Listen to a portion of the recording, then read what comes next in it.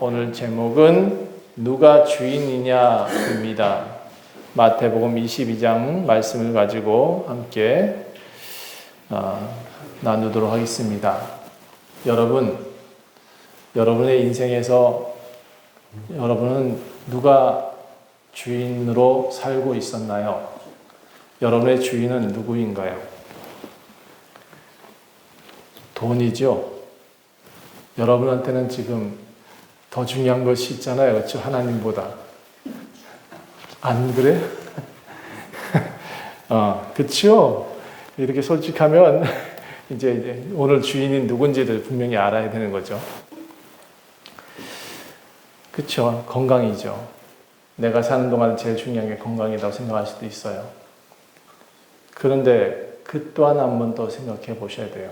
누가 주인인지. 교회의 주인은 누군가요? 장로? 에이, 장로들이잖아. 교회 주인이 언제 예수님이었어요? 제가 본 교회들이 그렇게 예수님을 주인 삼아서 그렇게 예수 그리스도의 교회라고 한 교회가 얼마나 돼요? 장로교회지. 감리들의 교회지. 여러분, 누가 주인인지 명확히 해야 됩니다. 제가 아까 말씀드렸듯이 우리는 누가 낳았어요? 누가 만드셨어요? 예, 그런데 그 생각이 지금 엉뚱한 데 있어요.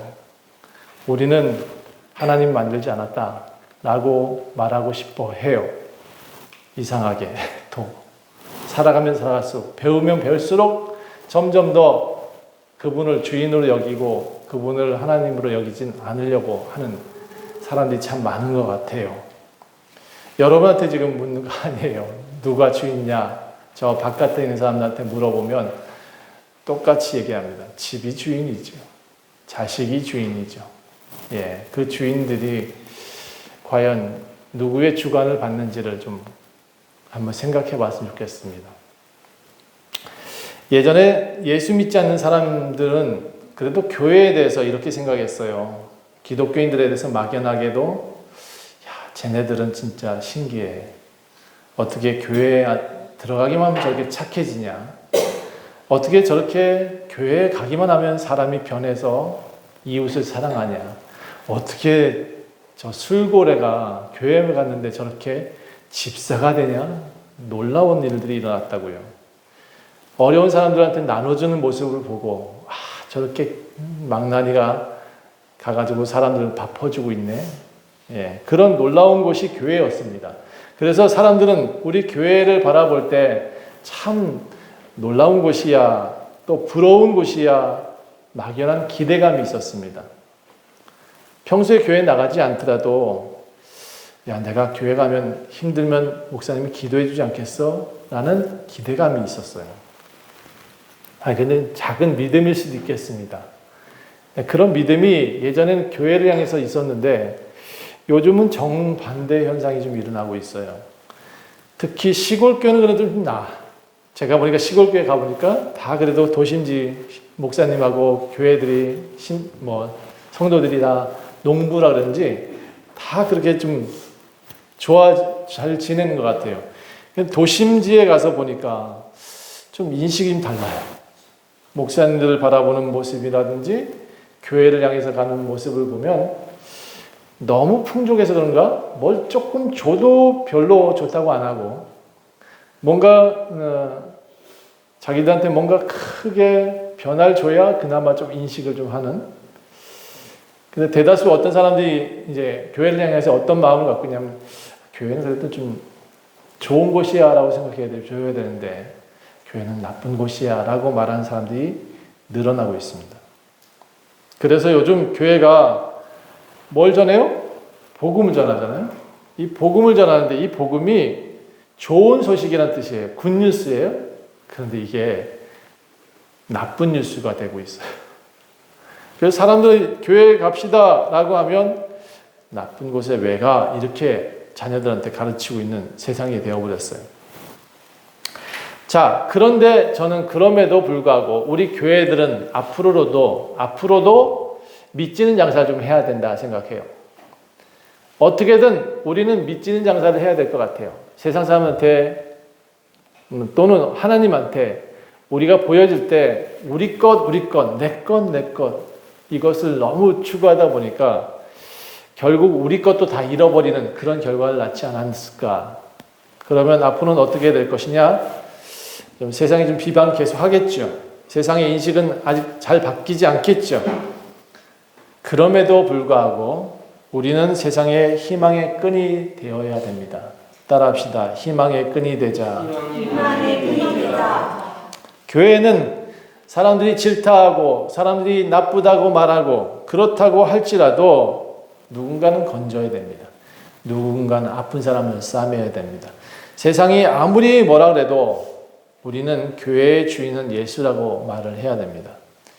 신앙인들이 먼저 교회의 주인이 누군지를 분명히 인식해야 할 필요가 있습니다.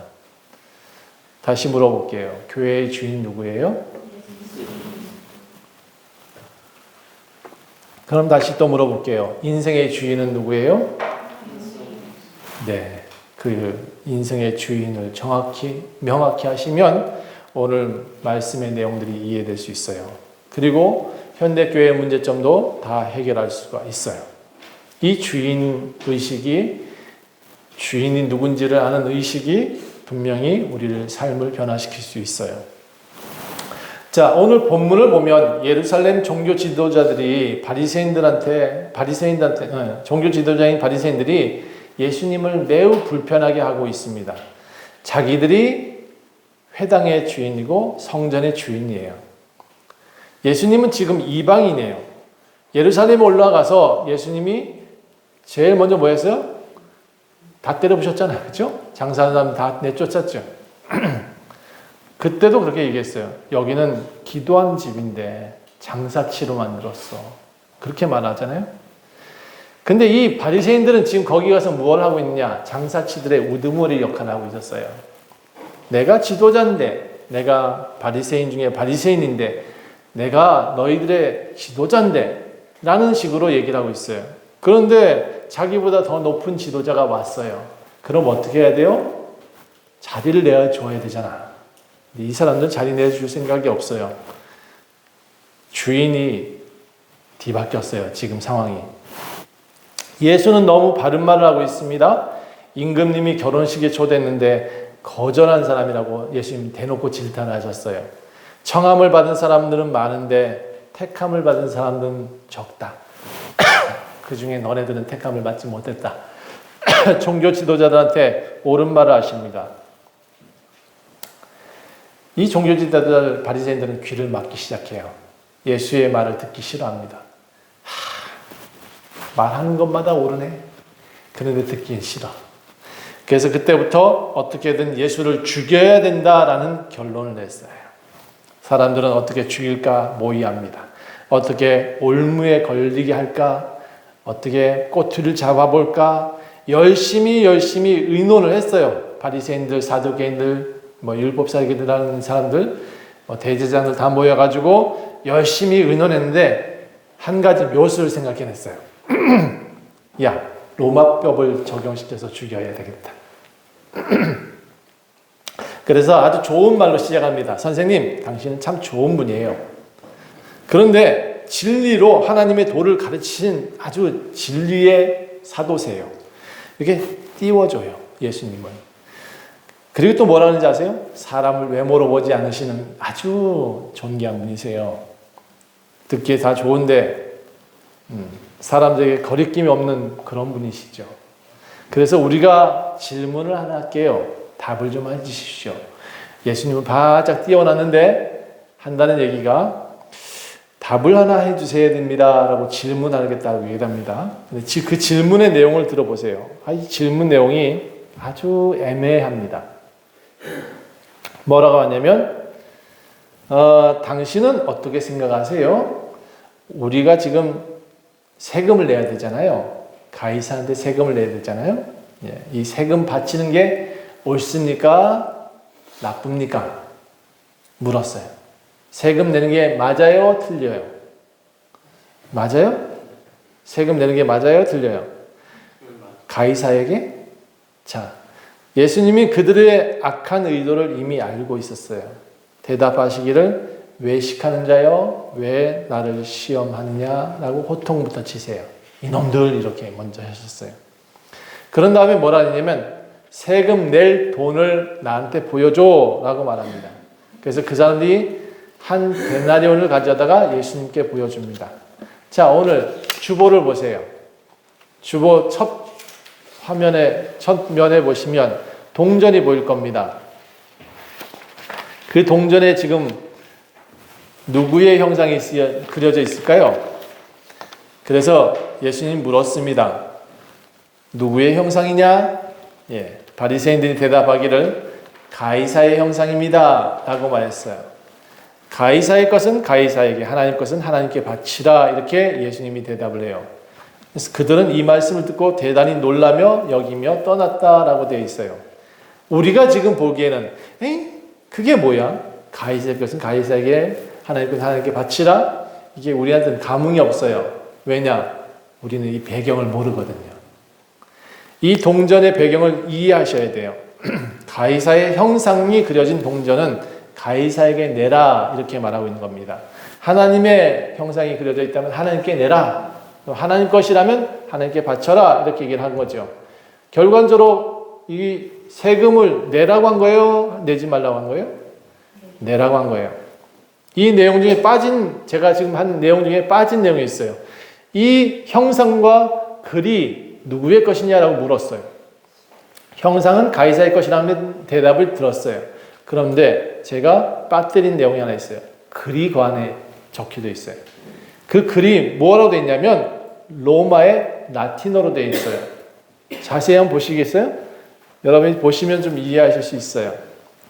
이 라틴어를 제가 한번 말해 볼게요. T 카이사르 디위 아우그 에프 아우스투스. 이게 무슨 뜻이냐? 존엄한 신 아들 아우구스투스를 얘기를 해요. 존엄한 신의 아들 카이사르 티베르우스 아우구스투스. 로마의 동전의 가이사라는 이 가이사, 우리는 지금 성경 가이사로 표현했지만 아우구스투스 왕을 그 동전에다가 기록해 놓고 뭐라고 했냐면 존엄한 신의 아들이라고 기록해 놨어요. 신이라고 표현했어요. 그러니까 유대인들은, 지금 바리새인들은 로마의 왕 가이사에게 세금 바치는 게 옳습니까? 물었거든요. 예수님이 대답하기를 가이사의 것은 가이사에게 주고 하나님 것은 하나님께 드려라, 이렇게 말을 했어요. 그래서 너무 명쾌한 대답이라고 생각하지만 우리는 또 아직도 이해가 안 돼요. 그렇죠? 왜 가이사의 것은 가이사에게 드리고 하나님 것은 하나님께 드리라고 했냐면 예수님을 지금 로마의 반역자로 만들어 보고 싶었거든요. 가이사한테 지금 세금 내지 말라라고 유도를 한 거예요.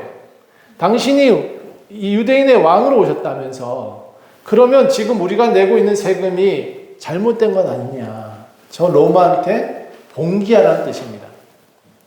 저 로마한테 봉기해서 이 세금 내지 않게 하라는 겁니다. 그럼 무슨 일이 생길까요? 로마가 지금 점령하고 있습니다. 로마 왕이 지금 유대인들을 속국으로 부리고 있어요.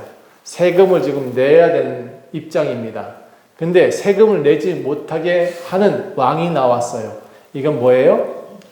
반역입니다. 그래서 예수님을 반역죄로 다스리기를 원했어요. 그걸 유도한 겁니다. 대제사장들, 바리새인들은 세금 내지 않아라 라고 말할 줄 알았어. 그런데 세금을 내라고 하네. 가이사의 것은 가이사에게 주고 하나님 것이라고 생각되지만 하나님께 드려라 라고 말을 합니다. 참 명답인 거죠. 그래서 사람들은 이런 대답을 들을 줄이야 하고 돌아갔다는 겁니다. 예수님의 이적 행위를 만들어내려고 했는데 이적 행위는 도리어 누가 했냐? 바리새인들이 한 거죠. 자, 처음부터 바리새인들의 의도를 예수님 파악하셨다 그랬죠? 잘못된 의도이고 이적 행위였다는 것은 그들 스스로 하나님을 배반한 존재가 됐어요. 자, 누구의 동전을 들고 왔죠? 가이사의 동전 들어왔어요. 거기에 뭐라고 써있다고요? 아우구스투스가 존엄한 신의 아들이라고 쓰여져 있어요. 지금 대제사장은 누구한테 지금 세금을 드리자 또는 헌금을 드리자라고 해야 돼요? 대제사장 바리새인들은 누구예요? 유대인의 종교 지도자들이에요. 그러면 동전을 뭘로 갖고 와야 돼요? 네, 하나님께 드려야 될 동전을 들고 왔어야지. 그렇죠? 그런데 이들은 지금 무슨 동전을 들고 와요? 아우구스트가 신입니다라는 동전을 들고 왔어요. 그럼 이 대제사장들이 지금 믿고 있는 게 누구예요? 누가 주인이에요? 로마가 주인이고, 누가 주인이에요? 동전의 주인 로마 아우구스트가 신이에요. 그러면 이 종교 지도자는 지금 하나님을 섬기는 거예요? 아니에요. 로마를 섬기고 있는 거예요. 그래서 예수님은 너희들이 배교했고 우상숭배했다라고 말씀하시는 거예요. 지금 그것을 꼬집은 거예요. 그들은 처음부터 동전을 잘못 냈고 그들은 처음부터 하나님을 믿지 않았다는 것을 그 동전 내밀므로 시작되는 거죠. 우리도 세금을 냅니다. 다행히 우리나라는 아우구스투스라는 그런 형상이 없네요. 예. 거기다가 그가 신이라고 표현되어 있지도 않아요. 만약에 동전에서 하나님을 믿지 말고 이순신을 세종대왕을 믿어라 라고 쓰여 있다 그러면 우리는 이 돈을 전부 다 교회 다니는 사람 다 바꿔야 될지 몰라요. 교회 돈으로. 자, 그런데 우리나라 돈에는 그게 없어요. 다행히도. 우리나라 돈에는 우상 숭배하라는 내용이 없어요. 우리나라 돈에는 주인을 정확하게 명칭을 써놓진 않았어요. 우리나라 이 돈에는 하나님께 드릴 수 있는 돈으로 만들어 놨다는 것이 얼마나 다행인지 모르겠어요. 우리나라 돈에는 보면 세종대왕이 기록되어 있습니다. 이게 얼마짜리게요? 모르지 뭐. 신사임당이 그려져 있습니다. 얼마짜리예요? 예, 제가 잘 몰라서 저도 찾아봤어요. 제가 5만 원짜리 잘 안 듣고 다니나 봐. 열심히 사람을 찾아봤어. 이순신도 있더라고요. 어디에 있죠? 동전에 있더라고요. 우리는 그들을 신이라 부르지 않으니까 얼마나 다행인지 모르겠어요. 돈에 우상적인 숭배가 들어있지 않아서 얼마나 다행인지 모르겠어요. 그런데 이상하죠. 우리의 주인은 예수가 아닐 때가 많습니다. 지금 그 신사임당 또는 뭐죠? 이순신 율곡이 5,000원권이죠. 우리의 주인이 되어 있을 때가 너무 많습니다. 저는 목회자가 된 다음에 이 돈에 대해서 관념이 없어요. 제가 돈을 못 세. 공이 몇 개인지를 세가지고 이게 10,000원, 이게 몇 개인지 세가지고 10만 원, 몇 개인지 세가지고 1,000만 원 이렇게 세요. 이 이해가 안 돼요. 저는 아무래도 딱 보면 알아야 되는데 돈이 눈에 안 들어와. 모르겠어요. 돈 떠나서 오래 살았는지 모르겠는데 돈이 주인인 사람들은 너무 많은 것 같아요. 바리새인들이 뭐라고 했냐면 성경이 뭐라고 표현하기를 대제사장들을 뭐라고 예수님 표현하면 저들은 돈을 좋아하는 자들이라고 표현하고 있어요. 정말 돈을 좋아했어. 대제사장들이 돈을 좋아하면 어떻게 돼요? 사꾼이라 그래요. 목사가 돈을 좋아하면 뭐라 그래요? 사꾼이라고 하는 거예요. 근데 요즘 목사님들이 너무 돈을 좋아하는 것 같죠? 그래서 사꾼이라고 하는 거예요. 바리새인들이 그렇게 쫓겨갑니다. 그 다음에 누가 찾아오냐면 사두개인이라는 사람이 찾아옵니다. 어떻게든 예수님을 골탕 먹여야 되겠거든요. 바리새인이 패배하고 나가니까 다음 타자 사두개인이 등장했습니다. 그러면서 그 사람들은 다가와서 묻습니다. 부활에 대해서 물어요. 부활에 대해서. 근데 진짜 아이러니하죠. 이 사두개인들이 어떤 사람이냐 그러면 내세를 믿질 않아요. 지금 현실주의자예요. 지금 현실이 중요하다. 현세주의자라고 표현하기도 하고 그들이 믿는 것은 오직 모세오경밖에 없어요. 모세오경 외에는 다른 걸 믿질 않아요. 당연히 예수님을 하나님의 아들로 인정하지 않아요. 그들이 이 사두개인이라는 사람이 다가와서 예수님께 묻습니다. 선생님, 모세가 말이죠, 우리한테 이렇게 말했는데 한번 들어보실래요? 자식이 없이 죽은 사람, 그 아내가 있으면 그 아내는 동생이 취해서 자식을 낳아줘야 된다고 성경에 기록해 있는데 어떻게 생각하세요? 그러면서 이렇게 말을 하기 시작합니다. 어떤 7 형제가 있었습니다. 맏아들이 결혼을 했어요. 아내를 데려왔지요. 그런데 이 맏아들이 후사가 없이 결혼하자마자 죽어버렸어요. 데려온 아내는 어떻게 해요? 모세의 법에 따라서 2번째 동생한테 갑니다. 동생이 후사를 낳아줘야 돼. 그래서 그 아내를 또 아내로 삼습니다. 2번째 동생이 아내를 삼았는데, 이 사람이 이상하네. 또 죽어버렸어. 그렇게 3번째한테 넘어가고, 4번째한테 넘어가고, 5번째 넘어갔습니다. 7번째까지 다 그렇게 죽어버렸어요. 후사가 없이. 그리고 그 여인도 결국은 죽었습니다. 예수님한테 질문을 해요. 자, 이제 부활 때 이들 중에 이 아내는 누구의 아내가 됩니까? 라고 물어요. 부활 때 이 여자는 누구를 남편으로 삼아야 됩니까? 물어요. 여러분, 이게 말이 된다고 생각하세요? 예. 여러분, 그런 거 봤어요? 세상에 본 적이 없어, 저도.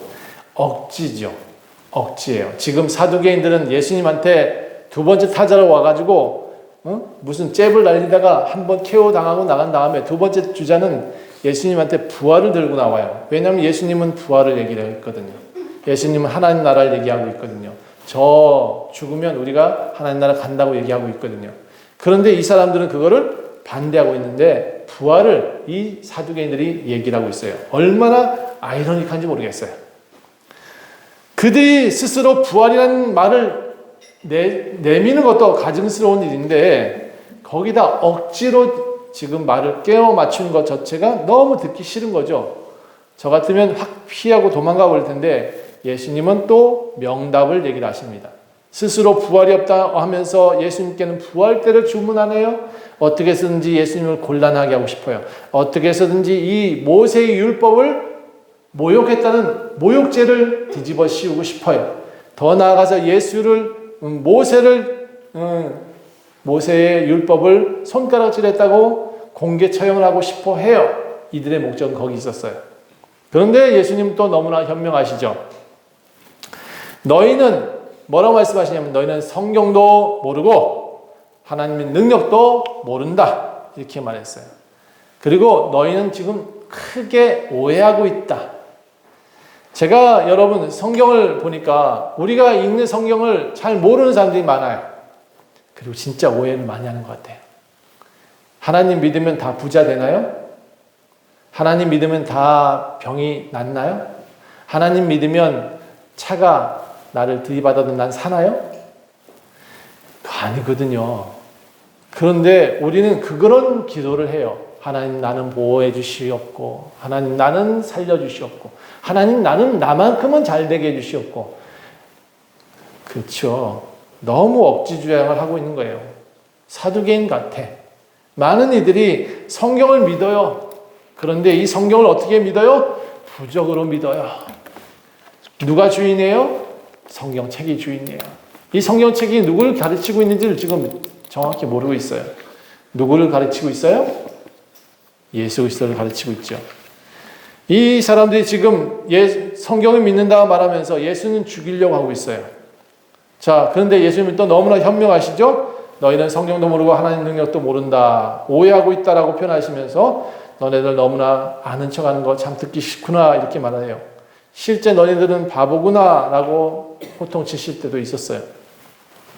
예수님은 분명히 부활이 있음을 밝혔습니다. 그런 다음에 이제 그들한테 말씀하십니다.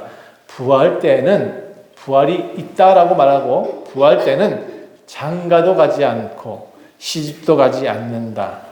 모두 하늘의 천사와 같이 변화된다. 여러분 죽으면 어떻게 된다고요? 남자 된다고? 죽으면 여자 된다고? 아니요. 죽으면 장가 안 가요. 죽으면 시집 안 가요.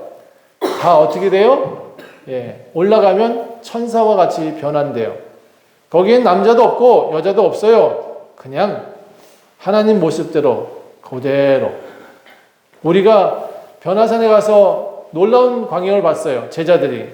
모세도 나타나고 엘리야도 나타나고 예수도 변화되었다라고 표현하고 있어요. 하얀 옷을 입고 가지만 결코 예수의 옷을 갖고 가지만 남자의 모습을 하진 않아요. 아셔야 돼요. 죽은 자의 부활을 논의하고 싶은가? 그러면 너네들 하나님 말씀 제대로 보라는 겁니다. 이 성경이 누구를 가르치고 있는지 정확히 보라고 하는 겁니다. 이 성경에 가르치는 주인이 누구냐? 예수라고 하는 것을 분명히 알아야 된다는 겁니다. 그래서 출애굽기 3장 6절을 가지고 예수님은 다시 설명합니다. 나는 아브라함의 하나님이요 이삭의 하나님이요 야곱의 하나님이라고 하신 것을 읽어보지 못하느냐. 하나님은 죽은 자의 하나님이 아니요 살아있는 자의 하나님이라 하시니 그 무리가 듣고 그 가르침에 놀랐다. 왜 이 말씀에 놀라느냐 하면 이 사람들이 현세주의자고 율법주의자입니다. 모세 오경만 정말 성경이라고 믿는 사람들입니다. 그런데 예수님은 그 모세 오경 중에 출애굽기를 들어서 너네들이 지금 주장하고 있는 이가 살아있다라고 말합니다. 이 살아있다는 단어를 얘네들은 너무 좋아한 거예요. 현세주의자니까. 사두개인들은 이 살아있는 하나님만 믿고 있었거든요.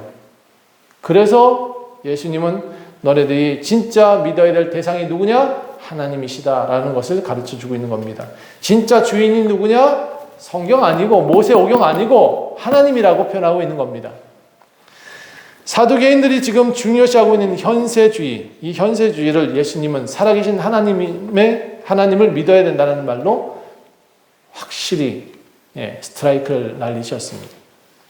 교회에서도 쓸데없는 곳에 힘을 쓰는 사람이 많은 것 같아요. 팔을 나누고 이간질하고 있고 나는 무슨 교단이고 나는 무슨 교단이고 저 제발 우리나라에 교단 200개 넘어요. 장로교회가 200개 교단이 넘는데 제발 좀 통합 좀 했으면 좋겠어. 하나로. 제가 우리 교단에서 그런 얘기를 한 적이 있습니다. 예수 그리스도 외에 뭐가 중요하냐? 뭐 침례 부수적인가 아니겠느냐? 본질이 중요하지. 뭐 누구는 세례 안 받으면 침례 안 받으면 교인을 인정하지 말자. 옛날에 그렇게 얘기를 했대요. 우리 교단에서 어르신들이. 그게 본질이냐고. 저는 그거 아니라고 그랬습니다. 우리 지금 독립교단 너무 많지 않느냐. 그들을 우리 그리스도교로 다 수용하자 그랬어요. 예수 그리스도만 믿으면 되지. 무엇이 그렇게 중요하냐. 쓸데없는 것에 너무 힘을 쓰는 것 같아요. 주인이 정말 주인이 아니야. 교회가 주인이고 교리가 주인이고 그런 사람 너무 많아요. 어떤 이단들하고 똑같다니까요. 이단들은 뭐라고 그러는지 아세요? 예수를 주인이라고 표현하지 않아요. 장길자가 주인이야. 이만희가 주인이야 이라고 말하잖아요. 그들한테 제가 말하고 싶은 것은 진짜 성경을 오해하고 알지 못하는 깡통이라고 말하고 싶어요.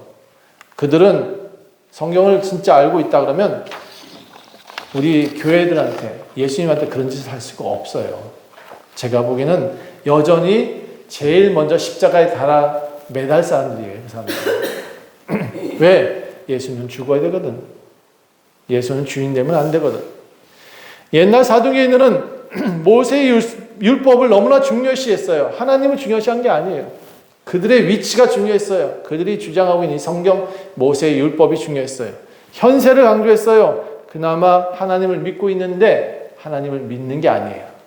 자기의 지금 자리가 중요한 거예요. 주인이 바뀌었어요. 제가 요즘 사이비 이단들한테 매일 아주 좀 질타하는 그런 목사 중에 하나가 됐는데 성경을 말하면서 하나님을 전하지 않는 사두개인들의 모습을 보고 제가 똑같다고 생각해요. 성경은 그들을 뭐라고 표현하냐? 예수를 주인으로 표현하지 않는 그들을 악한 자라고 표현합니다. 또 뭐라고 표현하고 있냐? 적그리스도라고 표현합니다.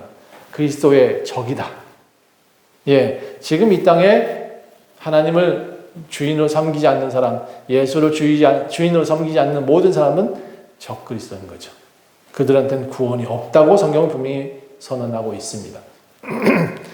자, 그 다음 주자가 누구냐? 한 율법사가 다시 나타나서 질문을 합니다. 어떻게든 이 예수님을 곤란하게 해야 됩니다. 어떻게든 이 예수님을 잡아 죽여야 됩니다. 그래서 율법으로 잡아 죽이든지 로마 법으로 잡아 죽이든지 죽여야 되겠는데, 그래서 율법사가 다음 타자로 세 번째 타자가 등장합니다. 율법사는 이름을 뭐라고 표현하느냐 하면 서기관이라고 표현하기도 합니다. 이 사람들은 성경책을 그대로 토시 하나 틀리지 않게 옮겨 적는 일을 하는 사람들입니다. 하나님이란 엘로힘이라는 단어가 나오면 말도 못해요. 단어도 못 써요. 그거를 어떻게 했느냐? 옷을 다 갈아입고 새벽마다 그 단어가 나오면 다 씻고 다시 새 옷을 입고 그 다음에 L자를 씁니다. 하나님 단어를. 이렇게 철저하게 문장, 글자를 중요시하는 사람들이에요. 이 사람들은 율법이라면 무조건 죽는 신용을 해요. 하나님 믿는 게 아니에요. 글자를 믿어요. 바리새인들과 사두개인들과 다르게 이 사람들은 글자에 너무 심취해 있어요. 율법사들을 서기관이라고 표현하는 이 사람들은 글자를 옮겨 적는 일을 하고 있기 때문에 그 글자가 너무 중요해요. 하나님이 중요하지 않다. 예수님을 공경에 처하게 하기 위해서 이 사람들이 들고 온 것이 뭐냐 그러면 십계명이라는 거예요. 계명 중에 뭐가 중요합니까? 라고 물어요. 우리가 여러분 십계명 알죠? 10개의 계명을 들고 이 계명 중에 가장 중요한 것이 무엇입니까? 라고 물으면 여러분 뭐라고 대답하냐면 1, 2, 3, 4, 5, 6, 7, 8, 9, 10 중에 10번째 계명이요. 이렇게 대답하면 안 돼요. 원래 십계명은 하나는 나 외에 다른 신을 섬기지 마라. 하나는 이렇게 써 있어요. 세 번째도 하나는 다른 이를 타인을 내 이웃을 내 몸같이 사랑하라. 이렇게 돼 있어요. 1, 2, 3, 4, 5, 6, 7, 8, 9, 10 이렇게 순서로 돼 있지 않다는 사실을 아셔야 돼요. 이 사람들이 그래서 물었어요. 예수님께 이 계명 중에 가장 중요한 계명이 뭡니까? 그런데 예수님 딱 말씀하시기를 그 10개의 계명을 얘기하지 않으시고 다 뭉뚱그려서 딱 두 가지 단어로 말씀하세요. 내 마음을 다하고 목숨을 다하고 뜻을 다하여 주 너희 하나님을 사랑하라 하셨으니 하나님 사랑 이것이 크고 첫째 되는 계명이요. 둘째는 그와 같으니 내 이웃을 내 자신과 같이 사랑하라. 하나님 사랑, 사람 사랑. 십계명을 위해서 여러분 단 한 자로 줄이면 뭐예요? 구약의 율법을 단 한 자로 줄이면 뭐예요? 사랑이라. 믿음, 소망, 사랑 중에 그 중에 제일은 사랑이라. 예수님 그래서 이 율법에 있는 모든 계명 중에 가장 중요한 게 뭡니까? 라고 말했을 때 사랑이다라고 말했습니다.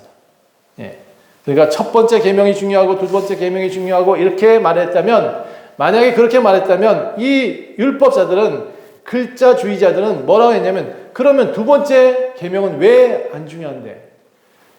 두 번째 계명은 모독했네? 세 번째 계명을 모독했네? 네 번째 계명을 모독했어? 라고 말하면서 그 예수님을 율법을 어긴 자라고 죽이려고 했을 겁니다. 그래서 이 사람들이 지금 주인을 정말 오해하고 있는 거죠. 주인이 원하는 것이 무엇이냐? 결론적으로 지금 마지막에 성경이 뭐라고 했냐면 첫 번째 가장 큰 결론이, 가장 큰 계명은 하나님 사랑, 사람 사랑이다 라고 말합니다. 이게 구약입니다. 따라합시다. 하나님 사랑, 사람 사랑. 참 발음하기 어렵다 그렇죠? 사람을 사랑하라는 거예요. 이게 구약의 율법입니다. 하나님 사랑, 사람 사랑.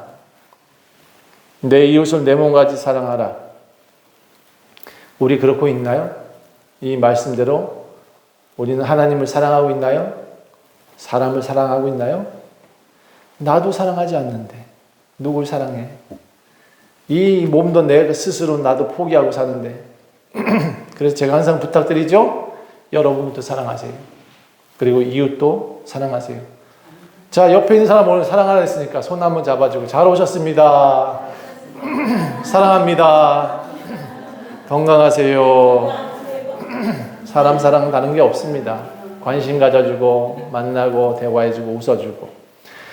이 서기관들은 지금 사랑하지 않아요. 하나님을 뭘 사랑해? 사람을 왜 사랑해? 글자가 중요하지 이러고 있는 거예요. 그래서 오늘 결론은 율법의 설교관들에 대해서 예수님 말씀하십니다. 하나님 사랑하라, 사람을 사랑해라 라고 결론을 내고 계십니다. 내 마음을 다하고 목숨을 다하고 뜻을 다하여 주 너희 하나님을 사랑하라 하셨으니 이것이 크게 되는 첫째 계명이고 둘째는 그와 같으니 내 이웃을 내 몸과 같이 사랑하라. 이거 기억하셔야 됩니다. 그리고 두 번째 결론이 뭐냐? 예수 그리스도가 주인이다. 누가 주인이냐? 너의 인생에 누가 주인이냐? 너희 삶의, 너희 가족의 주인은 누구냐? 내 집의 주인은 누구냐? 예수님 묻고 계십니다. 41절부터 46절까지 그것을 두 번째 결론으로 지금 말하고 있습니다. 바리새인들이 다시 모여서 있을 때 예수님이 물으십니다. 너희는 그리스도에 대해서 아는 것이 있느냐? 이 말은 다른 말로 너희의 주인은 누구냐? 라고 묻는 겁니다. 그리스도는 누구의 자손이냐? 그들한테 이 물음 너무나 쉬운 단어였습니다. 왜냐하면 율법에 이렇게 돼 있거든요. 다윗의 자손이라고 성경에 다윗의 자손 가운데서 난다고 했습니다. 그래 맞다. 다윗의 자손 중에서 그리스도가 난다고 성경에 나와 있지. 구약에 그렇게 나와 있습니다. 그런데 예수님은 더 멋지게 이 구약의 시편 가지고 다윗이 한 말을 가지고 그들한테 반박합니다. 다윗이 성령에 감동돼서 그리스도에 대해서 증거한 적이 있었다. 주께서 내 주께 이르시되 내가 내 원수를 내 발 아래에 둘 때까지 내 우편에 앉아 있으라 하셨도다. 시편 110편 1절에 있는 말씀을 인용해서 다윗은 예수가 주인이라고 했다라는 말을 들어서 그들의 말을 반박하는 겁니다. 진짜 주인은 예수다라고 말했고 다윗도 그렇게 말했다는 겁니다. 문서를 가지고 증명을 하고 있는 겁니다.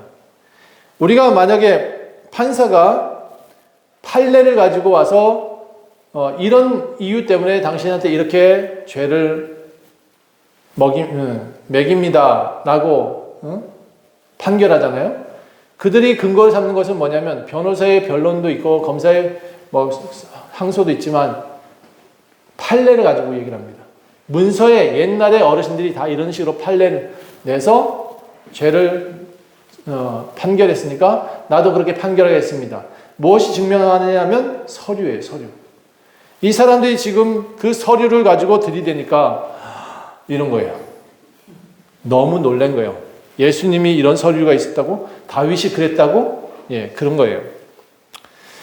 예수님을 죽이려고 하고 있는 사람들이 지금 다 쓰리아웃 했습니다. 첫 번째, 두 번째, 세 번째 다가와서 다 예수님한테 들이대고 율법으로 들이대고 로마법으로 들이대고 글자로 들이대고 했지만 예수님은 그들한테 정확히 말씀하고 있습니다. 너 지금 누구 믿니? 너 지금 누구를 섬기니? 너는 지금 누구를 주인으로 알고 있니? 바리새인들은 대제사장들은 이 성전이 자기 것인 줄 알았습니다. 그곳에서 들어오는 모든 돈은 자기들 것인 줄 알았습니다. 지금 현대 교회의 모든 이들이 헌금이 자기 것인 줄 안다. 그래서 젊은이들이 요즘 교회를 안 나갑니다. 깨어났거든. 저 돈이 어떻게 쓰여지는지 다 알거든. 그러니까 여러분 우리가 정확히 아셔야 됩니다. 현대 교회에서도 예수님 묻고 계십니다. 너네들 주인 도대체 누구냐? 너의 인생의 주인은 누구냐? 다시 여러분한테 묻겠습니다. 현실주의, 지금이 중요하죠? 너무 중요해. 여기서 잘 살면 되나요? 그것이 전문가요? 부활이 없나요, 여러분한테는? 무엇이 중요한지 잘 모르시겠나요? 지금도 돈이 중요한가요? 지금도 큰 집이 중요한가요? 여러분, 그것이 지금 우리 교회가 기도하는 순서를 좀 바꿔야겠어요. 나한테 돈을 주시옵소서가 아니잖아요. 솔로몬이 돈을 주시옵소서라고 기도했나요? 솔로몬 뭐라고 기도했죠? 기억나세요? 지혜를 주세요. 지혜를 주세요 했잖아요. 지혜를. 말의 순서만 바꿔도 우리 인생의 주인이 누군지를 분명히 알 수 있습니다. 지혜를 달라고 하시면 그 다음 문제는 다 해결돼요. 누구한테 기도해야 돼요? 하나님께 기도해야지. 어디 가가지고 저기 장길자한테 장길자 이름 기도한다. 에이, 그 사람들은 절대로 하나님께 복을 못 받습니다. 지옥에 첫 번째로 가겠지. 우리가 현대 교회한테도 묻는 거예요. 돈이냐, 건물이냐, 지위와 명예냐, 현실이냐, 우리가 지금 구하는 주인은 누구인지 다시 한번 기억하셨으면 좋겠습니다. 우리의 주인은 누굽니까? 따라합시다. 하나님과 예수 그리스도와 성령님이십니다. 우리의 예배 주인은 누구예요? 하나님이며 예수 그리스도며 성령님이십니다. 기도하겠습니다. 하나님 감사합니다. 우리는 날마다 하나님을 오해하고 있는 것 같습니다. 다 준다고, 기도하면 다 들어주신다고, 내 것은 다 이루게 하시고 내 것은 다 주실 줄 믿는 그 믿음. 주인이 바뀌면 그런 모든 것들이 잘못됐다는 것을 깨달을 텐데, 주인을 제대로 인식했다면 그 모든 것이 잘못된 것을 알 텐데, 우리는 진짜 주인을 어떤 분으로 섬기고 있는지 주님, 우리 오늘 다시 한번 생각해 보았습니다. 우리의 주인 되어 주시옵소서. 우리의 인생의 주인 되어 주시고, 이 세상의 주인 되어 주시고, 우리 미래의 주인 되어 주시고, 우리 부활의 주인이 되어 주시옵소서. 감사드리며 예수 그리스도의 이름으로 간절히 기도합니다.